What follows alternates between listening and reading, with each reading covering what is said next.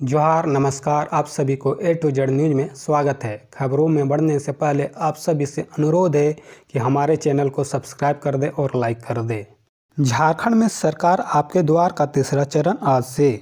मुख्यमंत्री हेमंत सोरेन शुक्रवार को साहिबगंज के बरहेट स्थित गोपालडीह से पंचायत स्तरीय आपकी सरकार आपके द्वार कार्यक्रम की शुरुआत करेंगे। यह कार्यक्रम 26 दिसंबर तक चलेगा। इसके तहत शिविर लगाकर वंचित जरूरतमंदों को लोक कल्याणकारी योजनाओं का लाभ दिलाया जाएगा। इस दौरान 4351 पंचायत और 50 वार्ड में शिविर लगाए जाएंगे। शिविर में अबुआ आवास योजना, बिरसाई सिंचाई कूप योजना, सामुदायिक और व्यक्तिगत वन पट्टा से संबंधित मामले और गुरुजी स्टूडेंट क्रेडिट कार्ड योजना का लाभ दिया जाएगा। इसके अलावा जाति, आय, जन्म, मृत्यु, दिव्यांग प्रमाण पत्र में जरूरी संशोधन, भूमि से जुड़े मामले, आयुष्मान कार्ड, सर्वजन पेंशन योजना, सावित्रीबाई फुले किशोरी समृद्धि योजना, किसान क्रेडिट कार्ड योजना, मुख्यमंत्री पशुधन योजना, श्रमाधन पोर्टल पर प्रवासी श्रमिकों का पंजीकरण और राजस्व अभिलेखों में संशोधन, आधार व राशन कार्ड में संशोधन और बिजली बिल से संबंधित शिकायतों को दूर करने समेत कई अन्य मामलों का निष्पादन किया जाएगा। कुछ मामले में इन योजनाओं के तहत आवेदन भी लिए जाएंगे।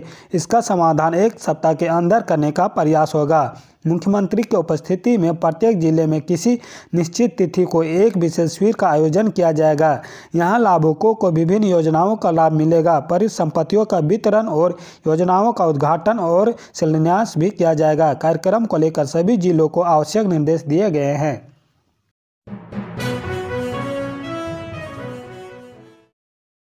ईडी के खिलाफ साजिश में हाईकोर्ट को सौंपी रिपोर्ट। रांची के बिरसा मुंडा केंद्रीय कारा में ईडी अधिकारियों के खिलाफ की जा रही साजिश पर प्रवर्तन निदेशालय ने गुरुवार को झारखंड हाईकोर्ट को सीलबंद रिपोर्ट सौंपी।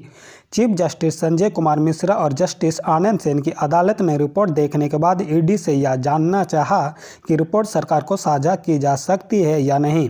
ईडी के अधिवक्ता ने निर्देश लेकर जानकारी देने को कहा। मामले की अगली सुनवाई 15 दिसंबर को होगी।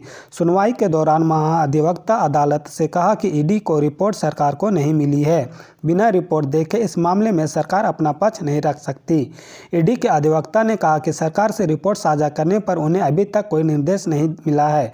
इसके बाद अदालत ने सुनवाई 15 दिसंबर तक स्थगित करते हुए ईडी को रिपोर्ट साझा करने पर शपथ पत्र दाखिल करने का निर्देश दिया।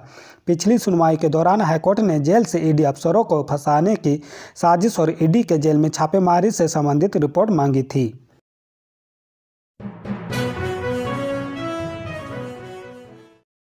जेपीएससी की जांच कब पूरी होगी, सीबीआई तलब। झारखंड लोक सेवा आयोग की प्रथम और द्वितीय परीक्षा में हुई गड़बड़ी की जांच अब तक पूरी नहीं होने पर हाईकोर्ट ने नाराजगी जाहिर की है। सीबीआई के अनुसंधान अधिकारी को अदालत में हाजिर होने का निर्देश दिया है। गुरुवार को मामले की सुनवाई के दौरान चीफ जस्टिस संजय कुमार मिश्रा और जस्टिस आनंद सेन की अदालत ने कहा कि कई साल से इस मामले की जांच की जा रही है। जांच अभी तक पूरी नहीं हो सकी है। आखिर जांच कब तक पूरी होगी, इस पर सीबीआई की ओर से अदालत को बताया गया कि जांच पूरी करने की समय सीमा नहीं बताई जा सकती और न ही इसकी निश्चित तिथि ही बताई जा सकती है। इस पर अदालत ने मामले का अनुसंधान अधिकारी को 15 दिसंबर को वर्चुअल हाजिर होने का निर्देश दिया। प्रार्थी की ओर से अदालत को बताया गया कि इस मामले में पहले ही काफ़ी विलम्ब हो गया है। अब सीबीआई भी जांच पूरी करने में विलम्ब कर रही है। वर्ष 2011 से यह मामला लंबित है। पहले एससीबी इसकी जांच कर रही थी। बाद में हाईकोर्ट के निर्देश के बाद सीबीआई जांच शुरू कर रही है। इस पर खंडपीठ ने सीबीआई के अधिवक्ता से जानना चाहा कि 13 साल बीत जाने के बाद भी अब तक अनुसंधान क्यों नहीं पूरी हुई, अनुसंधान पूरा करने में देरी क्यों हो रही है।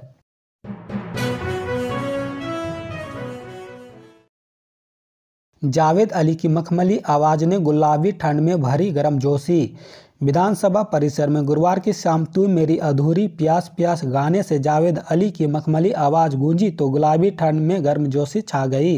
वहीं जावेद ने कौन फयान का कौन शुरू किया तो महफिल में भक्ति का रस घुल गया। उन्होंने पधारो महारो देश से सूफी रंग का भी रंग जमाया।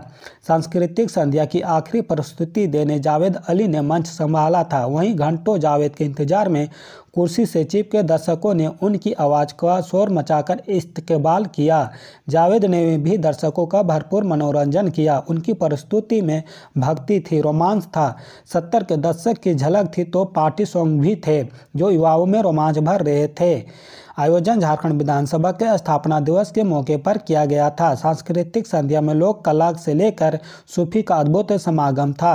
शाम की शुरुआत मुंडारी लोक नृत्य से लखन गुड़िया ने की। लक्ष्मीनाथ महतो ने नागपुरी लोकगीत पर प्रस्तुति दी। इससे पहले कार्यक्रम का शुभारंभ विधानसभा अध्यक्ष रविंद्रनाथ महतो ने किया। उन्होंने सभी कलाकारों को सम्मानित भी किया। मौके पर विधायक ने झारखंड सीपी लंबोदर महतो और अमित मंडल आदि मौजूद थे।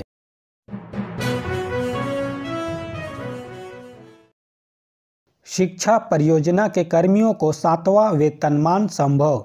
झारखंड शिक्षा परियोजना के कर्मियों को अब बिहार की तर्ज पर 7वां वेतनमान मिल सकता है। राज्य के इन कर्मियों को फिलहाल चतुर्थ वेतनमान ही दिया जा रहा है। झारखंड विधानसभा की आश्वासन समिति ने इस पर हस्तक्षेप किया है। आश्वासन समिति ने स्कूली शिक्षा व साक्षरता विभाग से रिपोर्ट तलब की है कि बिहार की तुलना में झारखंड शिक्षा परियोजना कर्मियों को कम वेतन क्यों दिया जा रहा है और दोनों राज्यों के कर्मियों के वेतन में कितना अंतर है। वेतनमान के अलावा दोनों राज्यों के कर्मियों को अन्य कौन सी सुविधाएं प्रदान की जा रही है। झारखंड विधानसभा की आश्वासन समिति की ओर से सवाल उठाए जाने के बाद शिक्षा विभाग बिहार शिक्षा परियोजना कर्मियों के वेतनमान संबंधित दस्तावेज बिहार से मंगवा रहे हैं। झारखंड शिक्षा परियोजना में करीब 800 कर्मी कार्यरत है। इनमें से कई की नियुक्ति एकीकृत बिहार के समय में हुई है। उसके बाद भी बिहार की तर्ज पर समय समय पर बहाली हुई। नियुक्ति में स्वीकृत पद के विरुद्ध खाली पदों को आरक्षण रोस्टर का पालन किया गया और परीक्षा व साक्षात्कार भी हुए। बावजूद इसके झारखंड के शिक्षा कर्मियों के वेतन व अन्य लाभ बिहार की तुलना में नहीं दिया जा रहा है।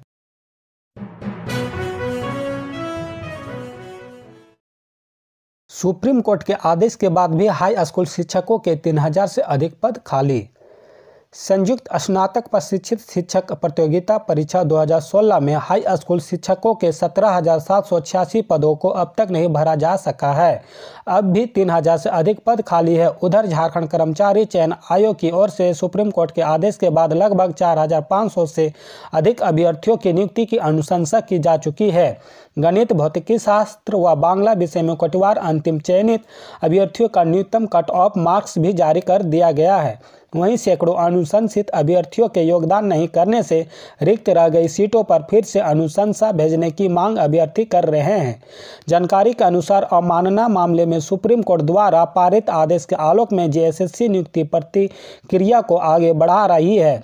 वर्तमान प्रक्रिया से सभी सीटों पर अभ्यर्थी की नियुक्ति की जानी है। इसके लिए सुप्रीम कोर्ट ने आदेश पारित किया जिसमें कहा गया है कि 17,786 पदों को पूर्ण रूप से भरा जाए। 3 माह में नियुक्ति प्रक्रिया पूरी की जाए, लेकिन 10 माह के बाद भी प्रक्रिया पूरी नहीं हो पाई है। बताया जाता है कि जिन अभ्यर्थियों ने योगदान नहीं दिया है उसके पीछे कई कारण है, जिससे या तो उनकी नियुक्ति कहीं है या हो चुकी है या फिर प्रमाण पत्र में कोई कमी है।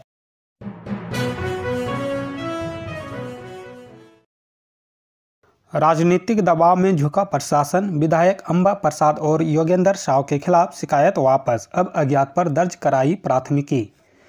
राजनीतिक दबाव की वजह से हजारीबाग जिला प्रशासन ने सरकारी जमीन पर अवैध कब्जा करने के मामले में प्राथमिकी का प्रारूप बदल दिया। अंचल अधिकारी ने 22 नवंबर को कांग्रेस विधायक अंबा प्रसाद और पूर्व विधायक योगेंद्र साव के खिलाफ प्राथमिकी दर्ज करने का अनुरोध करते हुए थाना को आवेदन दिया था। इसी मामले में 23 नवंबर को थाने का दूसरा आवेदन दिया गया। इसमें जमीन कब्जा करने के आरोप में अज्ञात लोगों पर प्राथमिकी दर्ज करने का अनुरोध किया गया। सीओ के आवेदन में लिखा गया है कि कैंटोनमेंट जो मौजा की 50 डिसमिल जमीन पर अज्ञात लोगों द्वारा कब्जा किया जा रहा है। यह ज़मीन मोहम्मद एहसान को लीज पर दी गई थी। 31 मार्च 2008 के बाद लीज का नवीकरण नहीं किया गया है। इसके बावजूद उक्त लोगों ने सरकारी काम में बाधा पहुंचाते हुए सरकारी ज़मीन पर कब्जा किया।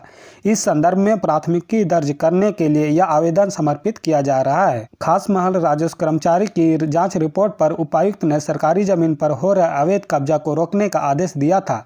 इस आदेश के आलोक में 11 नवंबर को प्रशासनिक अधिकारियों ने जमीन पर चारदीवारी निर्माण का काम रोक दिया था। राजस्व कर्मचारी ने विधायक अंबा प्रसाद और पूर्व विधायक योगेंद्र साव के खिलाफ जमीन पर अवैध तरीके से चारदीवारी बनाने से संबंधित रिपोर्ट सौंपी थी।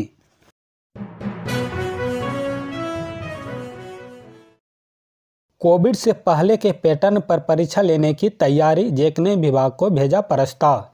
मैट्रिक इंटर में OMR सीट पर 30 अंकों की होगी परीक्षा। राज्य में मैट्रिक इंटर की परीक्षा का पैटर्न बदलने की तैयारी की जा रही है। अब परीक्षाएं कोविड से पहले के पैटर्न पर ली जाएगी। झारखंड एकेडमिक काउंसिल ने इसका प्रस्ताव तैयार कर स्कूली शिक्षा एवं साक्षरता विभाग को भेजा है। जैक द्वारा तैयार प्रस्ताव के अनुसार OMR सीट पर ली जाने वाली परीक्षा में 10 अंक की कटौती की गई है। अब OMR सीट पर 40 के बदले 30 अंकों की परीक्षा ली जाएगी। OMR सीट पर ली जाने वाली परीक्षा में सभी प्रश्न 1 अंक के और बहुविकल्पीय होते हैं। वही उत्तर पुस्तिका पर 40 के बदले 50 अंकों की परीक्षा ली जाएगी। आंतरिक मूल्यांकन पूर्व की भांति 20 अंकों की ही होगी। गौरतलब है कि कोविड के दौरान मैट्रिक इंटर की परीक्षा पैटर्न में बदलाव किया गया था। परीक्षा 2 चरण में आयोजित की जा रही थी। 40 अंकों की परीक्षा OMR सीट और 40 अंकों की परीक्षा उत्तर पुस्तिका पर ली जा रही थी।